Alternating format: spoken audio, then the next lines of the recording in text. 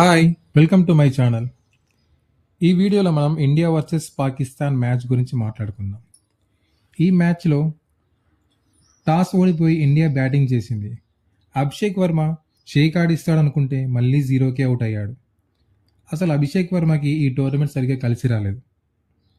ఇక మన పాకెట్ డైనమైన్ ఈశాన్ కిషన్ మాత్రం ఈశాన్దార్ ఇన్నింగ్స్ ఆడిండు. 40 బాల్స్లో 77 రన్స్ చేసి పాకిస్తాన్ టీంని వణికించాడు.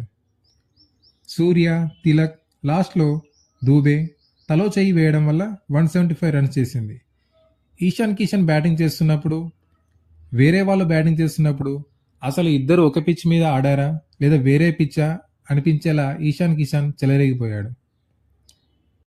ఇక చేజింగ్కి వచ్చిన పాకిస్తాన్ అసలు ఇండియాకి ఎక్కడ పోటీ ఇవ్వలేదు. హార్దిక్ పాండ్యా, బూమ్రా పాకిస్తాన్ టాప్ ఆర్డర్ని షేక్ చేశారు. 3 ఓవర్స్లోనే పాకిస్తాన్ టాప్ ఆర్డర్ని అవుట్ చేశారు. ఒక ఉస్మాన్ ఖాన్ 44 రన్స్తో బాబర్ కాస్త ట్రై చేశారు, కానీ మన అక్షర్ పటేల్ వెంటనే వీరిని అవుట్ చేసి ఇండియాకి విక్టరీ కన్ఫర్మ్ చేశాడు.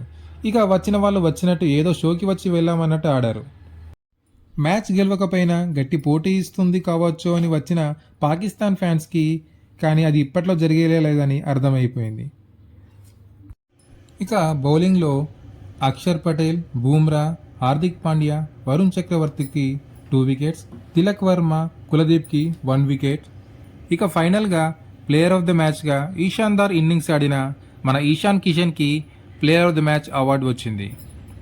Thank you for watching. Please subscribe my channel.